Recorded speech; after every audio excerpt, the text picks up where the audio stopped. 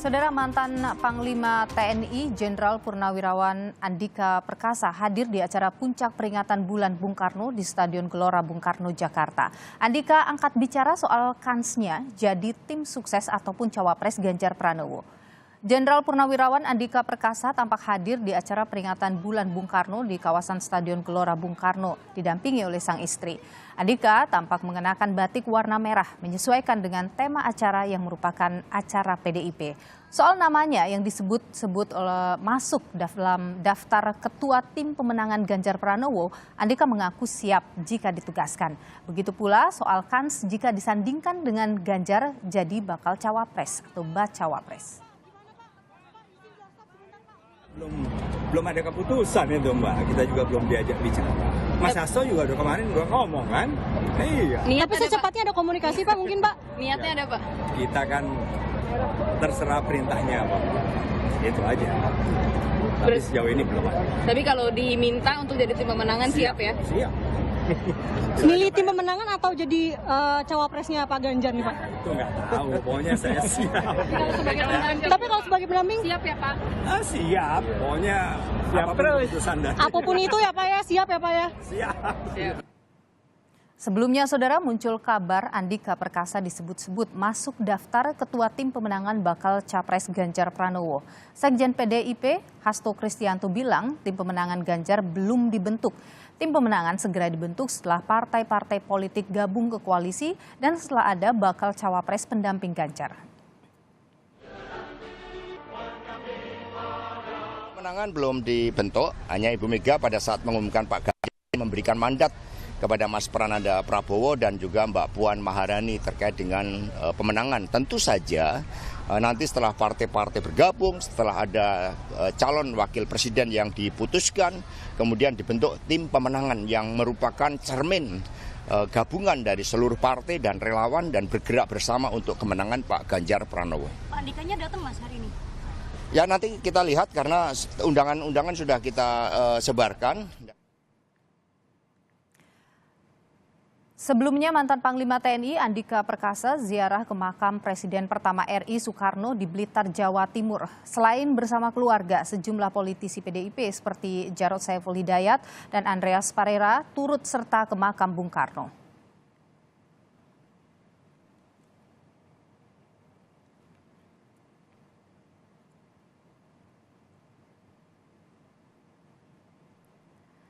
Saat berziarah, Andika sempat menerima video call dengan Ketua Umum PDIP Megawati Soekarno Putri. Dalam percakapan antar keduanya, Andika mengucapkan salam hormat dan terima kasih kepada Megawati.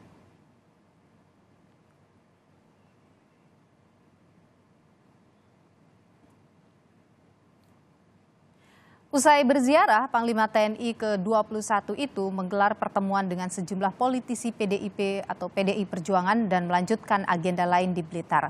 Sebelumnya, nama Andika Perkasa santer dikabarkan jadi ketua tim pemenangan bakal capres PDIP Ganjar Pranowo.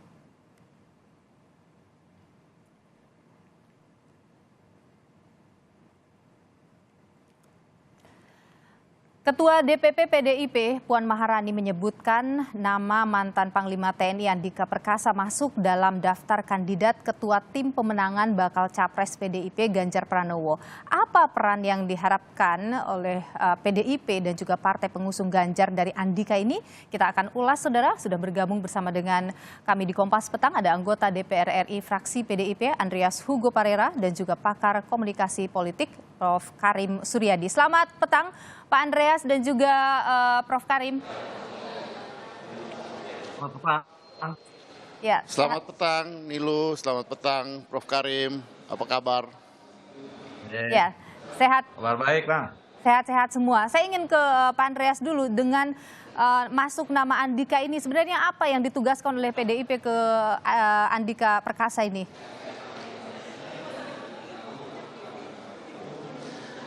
Gini, sekarang kan orang bicara soal dia partai ini sedang melakukan pantauan terhadap tokoh-tokoh yang potensi untuk masuk di partai, kemudian bergabung untuk persiapan menuju Pilpres ke 2024. Ya di situ kan ditugaskan Mbak Puan untuk melakukan komunikasi, Mas Prananda sebagai DPP juga memonitor, itu tugas dari Ketua Umum. Sementara kalau penugasan untuk ketua tim itu seperti yang tadi Sekjen juga sampaikan, bahwa setelah nanti capres dan cawapres itu diumumkan, baru kemudian dibentuk ketua tim atau tim yang akan memimpin proses pencalonan presiden yang diusung oleh PDI Perjuangan, tentu dengan dukungan dengan partai-partai yang lain. Oleh karena itu harus dibicarakan dengan teman-teman dari partai yang lain, juga dibicarakan dengan berbagai elemen masyarakat yang ikut memberikan dukungan pada calon presiden dan calon wakil presiden yang diusung oleh PDI Perjuangan. Jadi mengenai ketua tim ini sebelum belum ini ada. Oke, belum final ya soal namanya sebagai tim ses belum final. Kalau itu kan. Oke, baik. Kalau begitu, apakah mungkin sebagai bacawa pres? Tapi mungkin kalau bilang ada dalam pantauan ya Pak. Halo? Ya, kalau misalnya sebagai tim ses belum, apakah kemudian bacawa pres namanya masuk? Ya, kalau apa yang disampaikan oleh Mbak Puan beberapa hari yang lalu, ketika di dalam proses persiapan acara Haul Puncak Bung Karno hari ini, bahwa ada nama-nama yang sebelumnya itu ada di dalam putaran pembicaraan tentang bakal calon wakil presiden yang akan diundang, ada juga yang sebelumnya tidak pernah atau belum pernah disebut-sebut tapi akan diundang gitu. Ya mungkin salah satunya adalah Pak Andika, karena beliau juga termasuk orang dulu kan pernah disebut-sebut, tapi kemudian setelah beliau tidak menjabat lagi sebagai Panglima, beliau lebih banyak tidak ada di ruang publik ya. Lebih banyak aktivitas sosial, kemasyarakatan, aktivitas yang di luar posisi-posisi jabatan publik. Dan sekarang ya dengan setelah tidak lagi menjabat sebagai Panglima, ya beliau tentu lebih terbuka, lebih leluasa, sehingga mungkin itu ada dalam salah satu pantauan yang jadi masuk dalam radar khususnya oleh Mbak PDIP Puan begitu ya, untuk dilaporkan kepada Ketua Umum. Jadi masuk dalam radar PDIP. Saya ingin ke Prof Karim. Hari ini Pak Andika datang juga. Oke, baik. Saya tahan di sana, Bung Andreas. Saya ingin ke Prof Karim. Prof Karim, kalau Anda melihat situasinya sekarang ini, apa sih sebenarnya magnet yang dimiliki oleh seorang Andika Perkasa? Ya, hadirnya Andika Perkasa dan masuk radarnya Andika Perkasa menurut saya merupakan salah satu angsa hitam dari perkembangan politik tanah air saat ini. Angsa hitam. Yang saya maksudkan dengan analogi angsa hitam itu adalah temuan baru yang diyakini bisa mengubah struktur yang ada. Saya yakin gitu ya, begitu Andika masuk, bukan hanya akan mempengaruhi kinerja PDIP, tetapi juga akan dipertimbangkan oleh partai-partai yang menjadi kompetitor. Mengapa? Meskipun ya Andika Perkasa tidak 100% masuk ke dalam kriteria yang dibacakan oleh Ibu Ketua Umum sebagai calon wakil presiden, yakni mereka yang berpengalaman di eksekutif dan legislatif, tetapi calon lainnya masuk kandidat lainnya, kriterianya masuk. Dia punya pengalaman, rekam jejak, dekat dengan rakyat dan lain-lain. Jadi menurut saya tidak aneh gitu ya, tidak aneh, dan di awal dikatakan calon yang akan dibidik itu akan hadir. Itu yang pertama. Yang kedua, mengapa Andika? Jadi meskipun di dalam radar survei belum muncul, tapi kan kita percaya bahwa pertimbangan itu tidak satu-satunya didasarkan atas survei. Ada logika lain yang berlaku di luar survei. Jaringan Andika, ya ketentaraan yang terbiasa bekerja secara masif, terorganisir, terstruktur gitu ya. Apalagi dia mempraktekkan kepemimpinan yang disebut dengan heroic leadership, kemudian agility leadership. Menurut saya ini salah satu jawaban atas ketidakpastian menghadapi Pilpres saat ini. Kenapa saya bilang ketidakpastian? Karena hanya tinggal beberapa bulan, masing-masing kubu kekuatan kan masih wait and see, masih saling intip gitu ya, belum berani menegaskan ini pasangan presnya, ini pasangan wakil presidennya. Dalihnya selalu masih ada waktu begitu ya. Dan ini kompak dilakukan. Apa itu artinya? Artinya ketiga kekuatan itu sama-sama mempraktekkan kehati-hatian, tetapi di luar itu ketiganya juga memprediksi ada faktor-faktor yang belum matang sehingga belum tepat sekarang saatnya untuk memutuskan. Karena teori mengatakan bukan hal yang bijak mengambil keputusan ketika faktor-faktor yang akan mempengaruhinya belum tetap. Jadi Prof bisa dikatakan mungkin dengan memasukkan nama Andika Perkasa bisa juga untuk melawan posisi, dalam tanda kutip saya katakan melawan posisi dari Prabowo Subianto. Tapi kita jawab setelah jeda berikut ini ya. Tetap bersama dengan kami di Kompas Petang.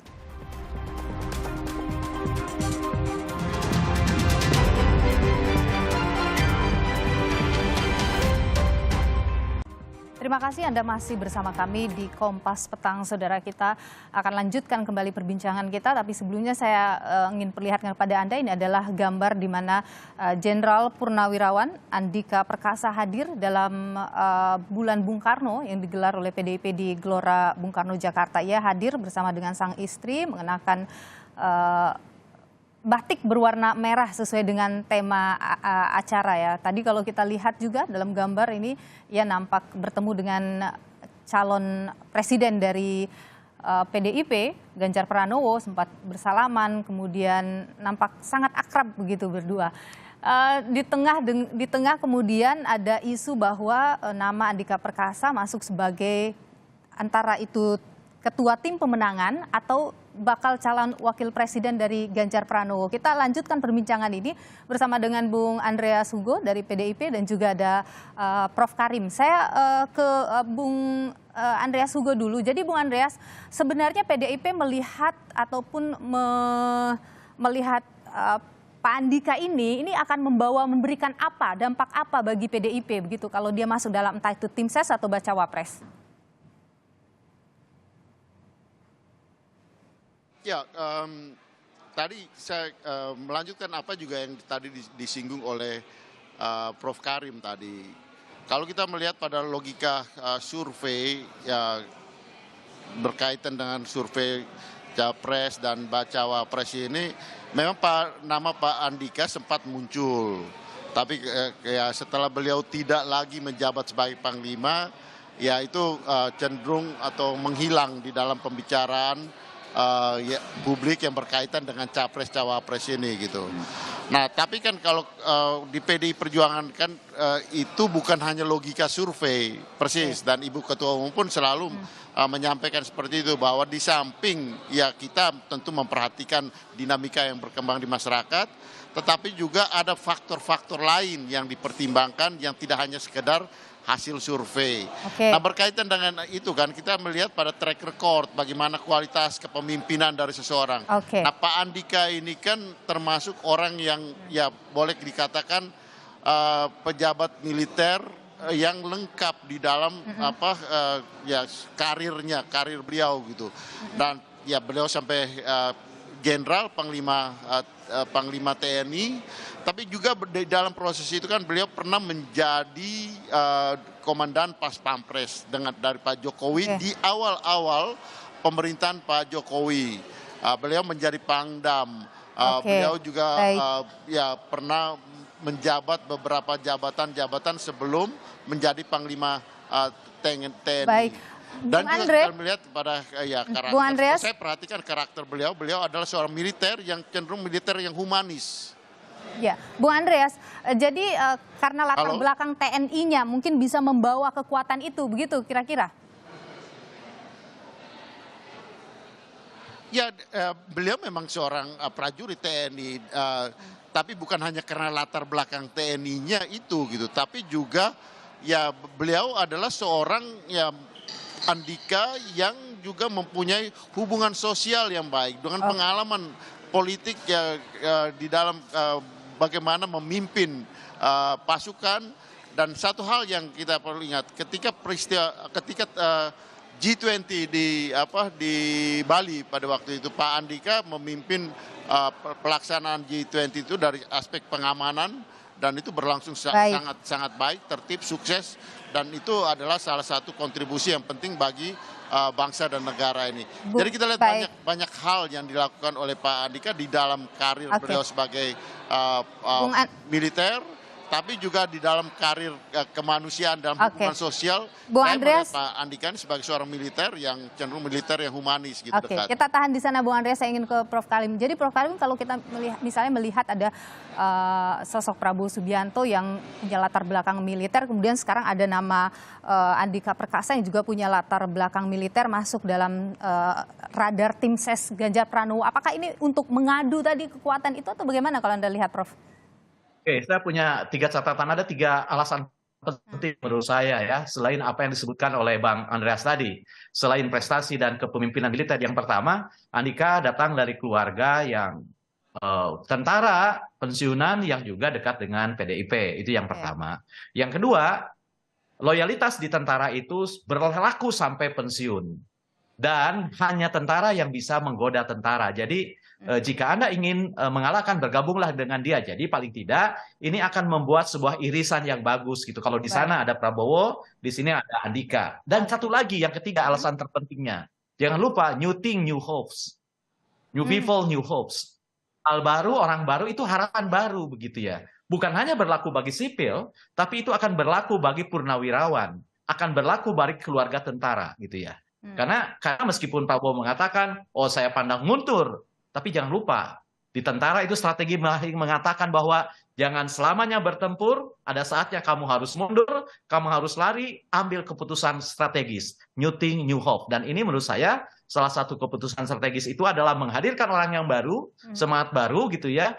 Dan mungkin boleh dibilang, kalau janjinya ada kejutan di haul ini, mungkin ini salah satu kejutan. Tapi saya lebih senang mengatakan bukan sebagai kejutan, tapi ini adalah salah satu angsa hitam. Orang baru yang akan bisa mengubah seluruh konstelasi yang ada. Oke, baik. Tapi kalau Anda baca kira-kira Pak Jokowi bagaimana? Apakah mungkin ini ada titipan dari Pak Jokowi misalnya nama Andika Perkasa ini? Kan soal presiden dan calon wakil presiden itu hak prerogatif Bu Mega. Oke. Saya yakin Jokowi bisa saja membisikkan dengan kuat-kuatnya. Tapi saya percaya 100% otoritas itu ada di Ibu Mega gitu ya. Tapi sekali lagi saya menggarisbawahi apa yang Anda tanyakan. Sinergitas gitu ya, kehalusan hubungan antara Bu Mega dan Pak Jokowi itu menjadi salah satu kekuatan bagi PDIP gitu ya. Kalau selama ini Jokowi dalam pidatonya butuh kepemimpinan yang berani, Andika adalah salah satu kekuatan yang bisa menopang keberanian kepemimpinan Ganjar itu. Baik, saya ingin ke Bung Andreas. Bung Andreas, nama Andika Perkasa ini dari mana sih munculnya?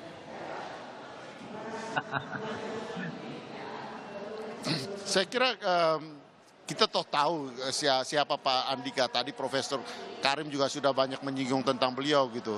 Sehingga ini adalah hal yang muncul ya, dan publik merespon. Pak Andika sih melaksanakan hal-hal yang seperti biasa, tapi misalnya kayak kemarin gitu, ketika Pak Andika, kebetulan saya ikut menemani beliau karena memang kami berkawan cukup lama, dan beliau mengajak, kebetulan saya ada tugas di Malang dan beliau mengajak saya untuk menemani beliau ke Blitar.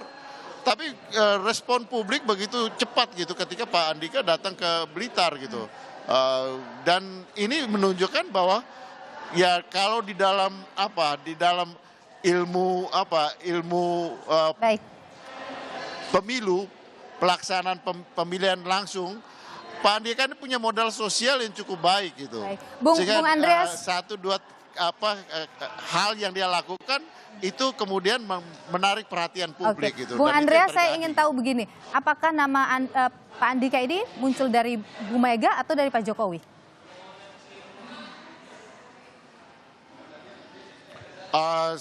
Saya tidak tahu persis gitu, tapi misalnya kemarin ketika Pak Andika di makam Bung Karno di Blitar, di video call oleh Ibu Mega ke salah satu keponakan beliau, dan kemudian berbicara, apakah itu saya nggak tahu gitu, saya nggak tahu persis, tapi ya inilah situasi di mana ya apa yang saya sebut tadi gitu, bahwa beliau punya modal sosial gitu, karena 1-2 kali apa yang dia lakukan dengan ya peristiwa kemudian itu menjadi perhatian publik gitu. Dan ya sekarang saya kira ya tentu kemudian Pak Andika menjadi perhatian dari ya masyarakat, dan saya kira itu baik-baik saja untuk Baik. proses di dalam proses ya kita menuju pada 2024 Ya. dan semuanya ini berjalan secara demokratis, terbuka, Baik. dan ada di dalam penilaian, di dalam pantauan masyarakat gitu. Baik, jadi, saya terakhir ingin ke Prof. Karim. Jadi Prof. Karim, dengan muncul nama Andika sebagai tim ses, kira-kira itu akan memberi pengaruh yang sangat besar, hal yang positif untuk PDIP maupun untuk Ganjar Pranowo? Ya, saya yakin itu ya, karena saya bilang dengan segala latar belakang pembelahan sosial, latar belakang militer, meskipun dikotomi sipil militer tidak lagi menguat gitu ya, tetapi kinerjanya masih dibutuhkan dalam hal itu untuk menghadapi ketidakpastian politik dan politik dunia.